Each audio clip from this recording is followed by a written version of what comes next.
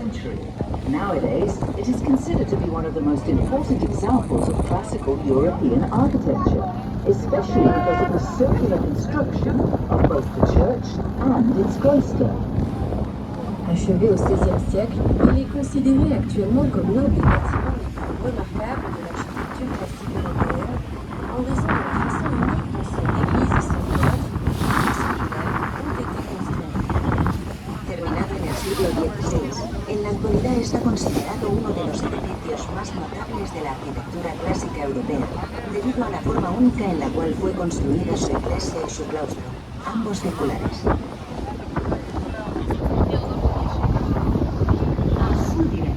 Apenas observa a zona da Ribeira,